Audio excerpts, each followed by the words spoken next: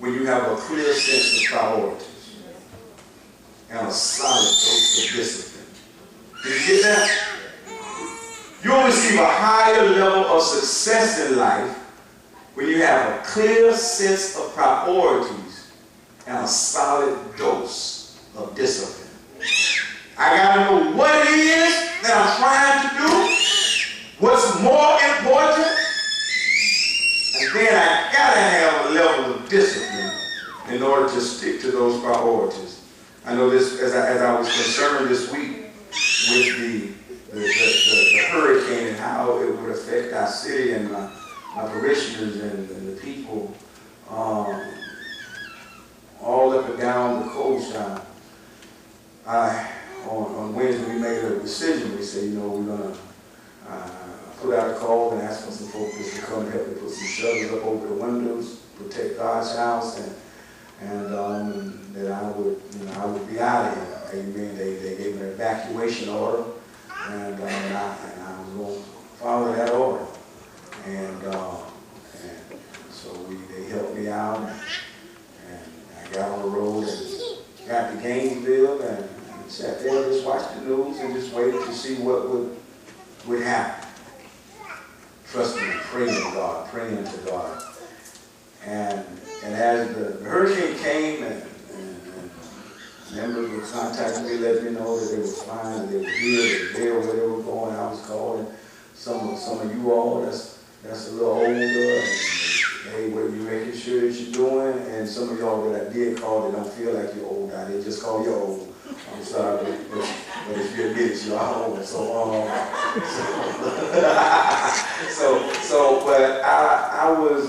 we were getting all that in order, and when it came, I had responsibility. I know that in my life, my priorities are God, my family, and then my church. That's the priority. And so I had to make sure, as we were dealing with danger, I had to make sure that I'm straight with God. I had to make sure that my family is all right, my wife and my children. Make sure everybody's in order, everybody's in place. And then once the storm was over, and we still got this thing straight with God. I got to make sure my family's right. And once I know all my family is good, and now I can go and take a look at my church. But I had to have that stuff in priority, and I know what my priorities are. And I have to be disciplined, and I function. But in life, we have to, your priorities don't have to be my priorities, but you do have to have priorities. And in those priorities, you have to be disciplined as you honor those priorities. Because you can call something a priority, but if you're not disciplined about it, that you won't show it any priority at all. You'll brush over it like it's nothing. And so if my family wouldn't have really been a priority, I would have been all down here hanging on the palm trees, trying to see if the church was all right. No, I got to go make sure home all right first. And when I know home is all right, I can come and check on church. My mom called me on Thursday. She's like, Ron, I know you probably, she left a voicemail, but I didn't answer. I know you probably saying all these things, but you need to get home. I was like, Mom, I'm home. I got my priorities in line. Yeah, I love St. Paul. All right, but above St. Paul is my family.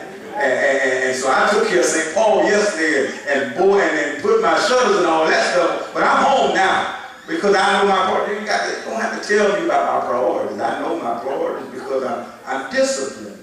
And so whatever your priorities are, there does have to be a commitment of discipline in order to keep those priorities in place. And this writer, he has that. He knows his priorities, and he has a good dose of discipline. The writer, this is what he proclaimed that his highest priority was to live in the house of the Lord all the days of his life.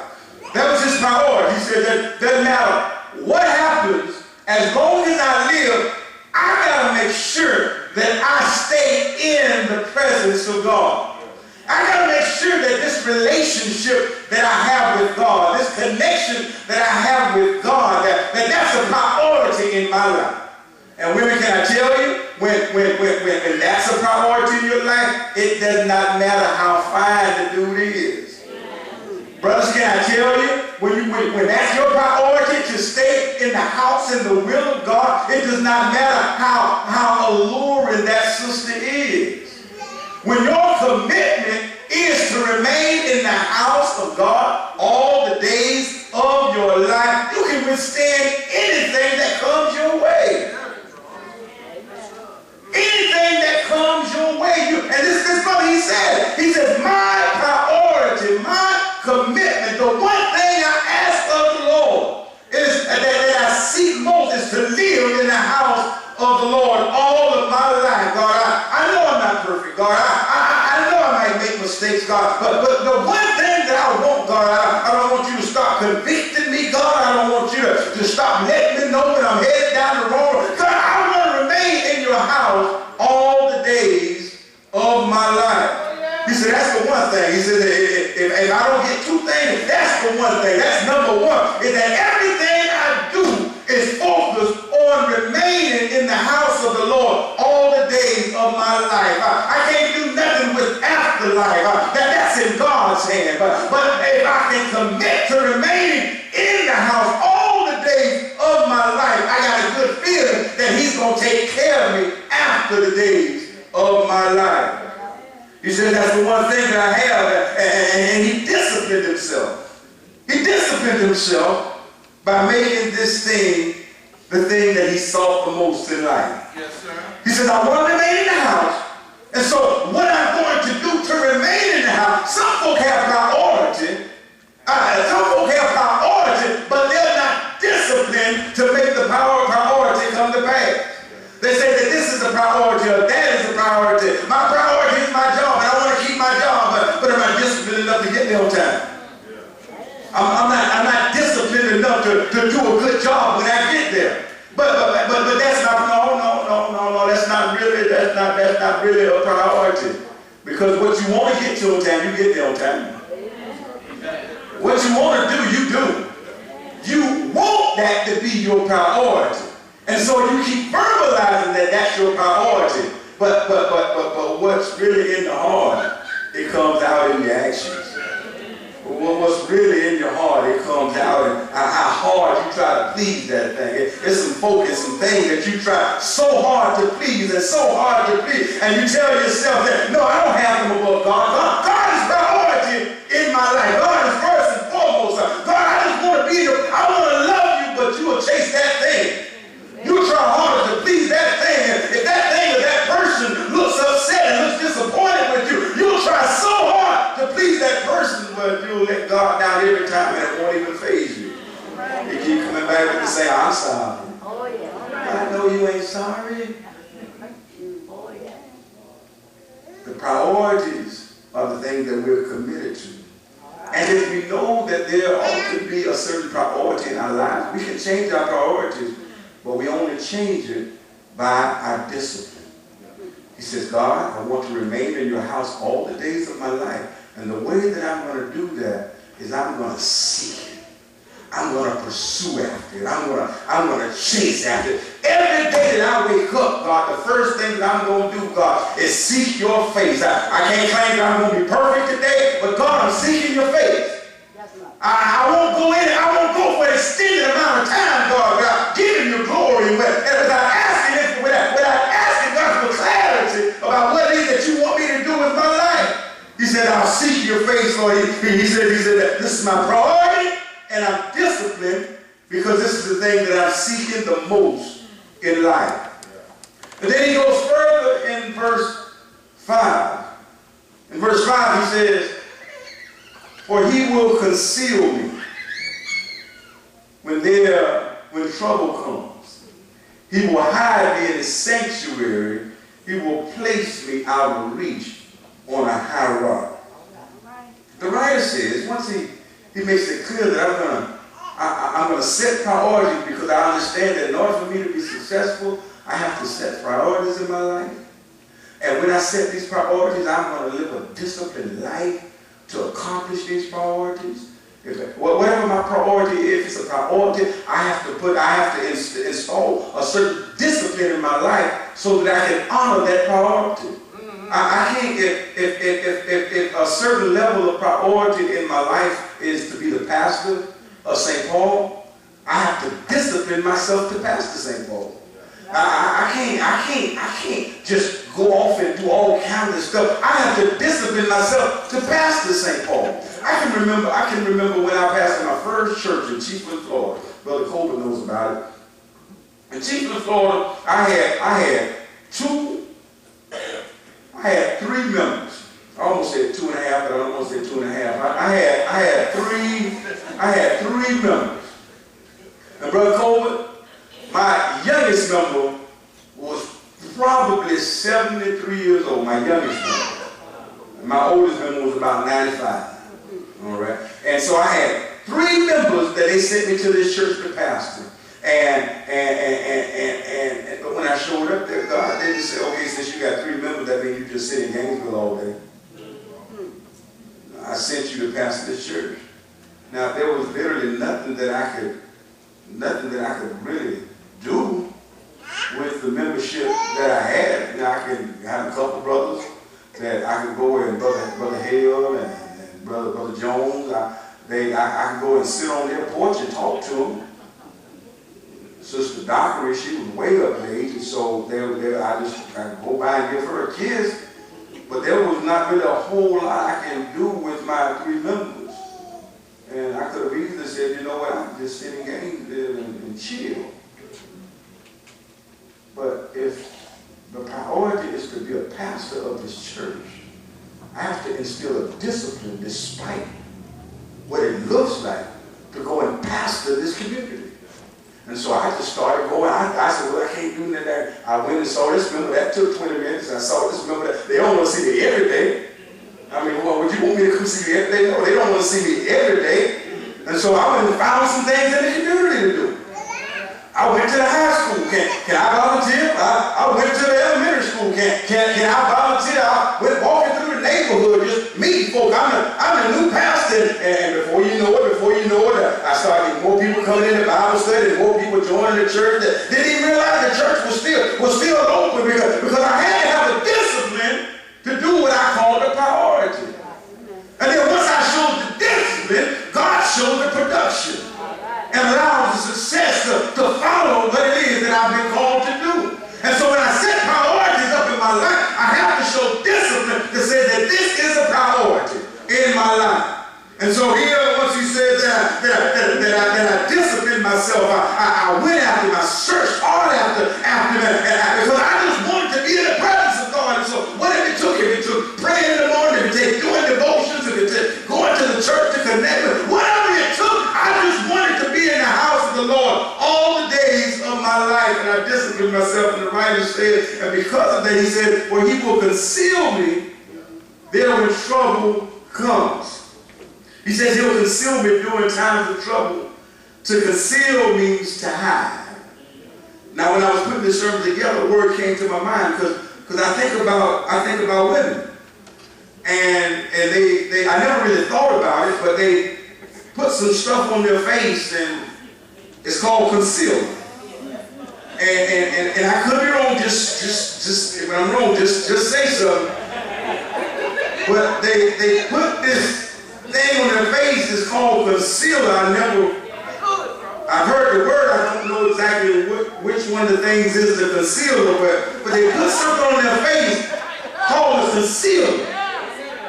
And I think, now I could be wrong, but I think that they use the concealer to hide things like blemishes or scars. I could be wrong, but I think that, but when I look at the definition of the word, they use it to hide certain things. And not that they're embarrassed about those things, not that this is a part of my life, this is a part of who I am, but right now, what I'm about to do, I want to just cover that up a little bit, and kind of like me, I got a knot in the back of my head, and it's a bald spot, and I can't, in a way I conceal this knot, because I can't grow hair. I got hit in the back of the head with a rock, and so hair won't grow, and so the way I hide it is that I just cut all my hair. And so now you can't see the bald spot because my whole head is a bald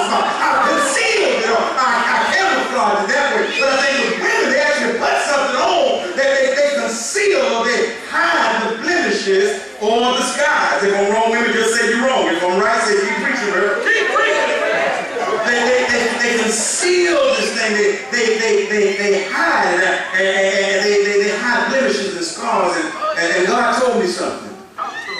He told me to tell you that although your weaknesses, your blemishes, and scars make you appear inadequate in the face of a storm. Have you ever gone up against a storm that was so big to it appeared that your blemishes, that your scars, that your weaknesses were far too much in order to hold you up against this massive storm, that what you brought to the table was inadequate to be able to keep you during the time of, I don't know if you've ever felt that way before, but I felt that way before. I look at me and I know my faults. I know, y'all might think I got it all together, but see, I know me. I know the stuff that y'all don't know. And so in knowing me, sometimes I look at my storms and I wonder, and because of my weaknesses, because of my blemishes, because of my scars, am I inadequate, God,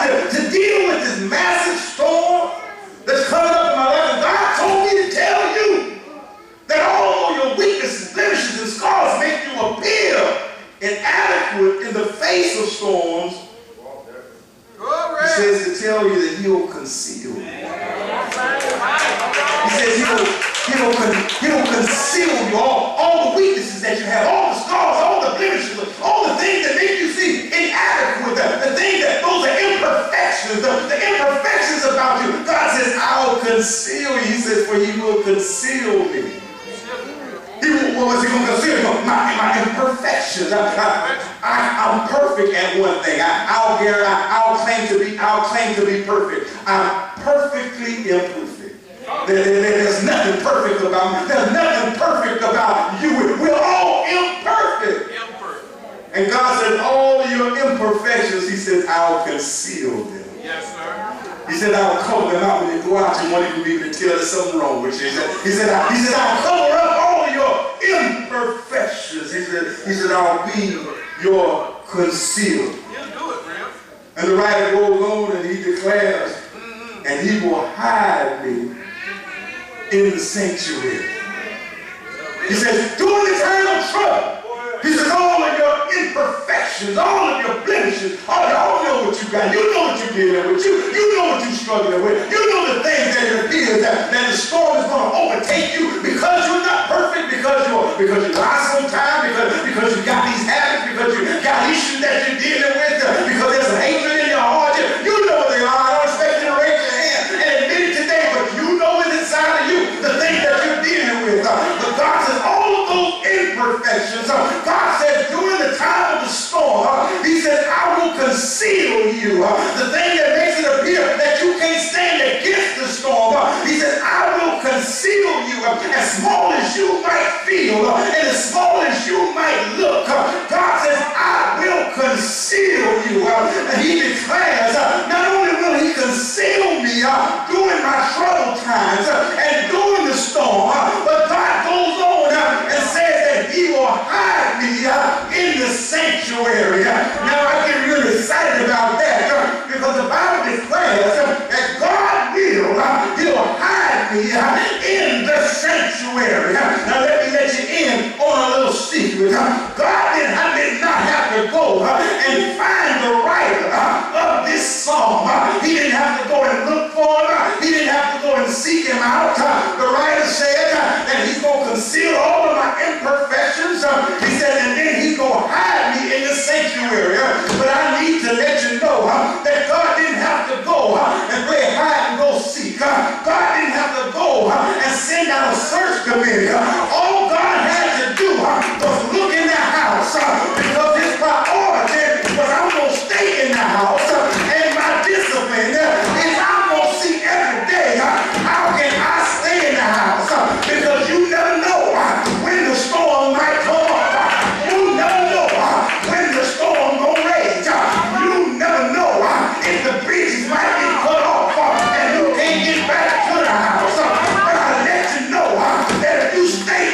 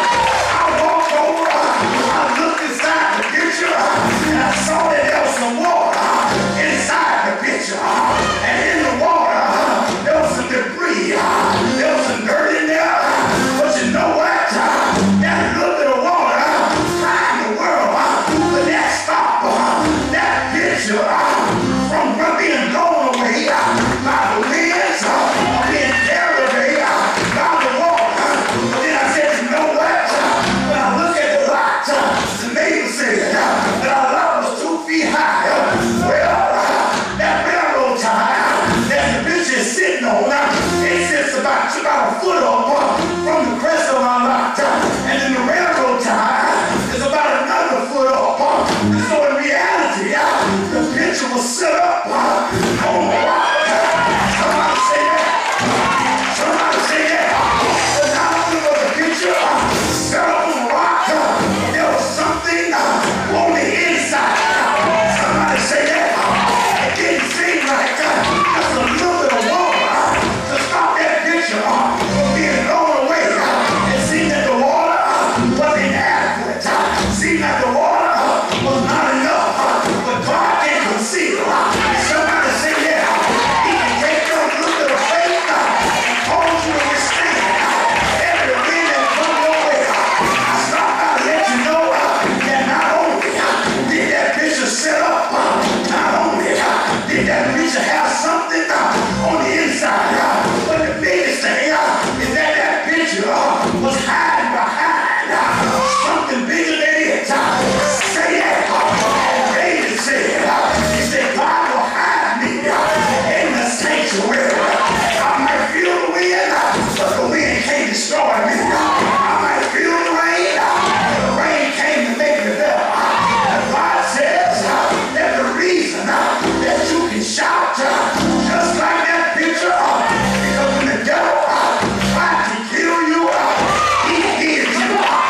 Say that. I should have been dead, but he hid me. I should have been swept up, but he hid me. I should have been blown away, but he hid me. My God owns the cattle on 1,000 hills, and I can shout today because he hid me. He hid you. He hid you. Say that. Say that. Give God praise. Give God glory. Tell God thank you. Thank you, Lord. Hide me. Hide me. Oh, thou great Jehovah. Say that. Say that. Say that. Praise his name. Praise his name. Praise his name. When I think about Jesus, all he's done for me, my soul cries out, hallelujah. Hallelujah. Say that. Say that. That's yourself on the chest and say he hid me. I could have died, but he hid me. I could have gave up, but he hid me. Say that. Say that. Say that. He hid me.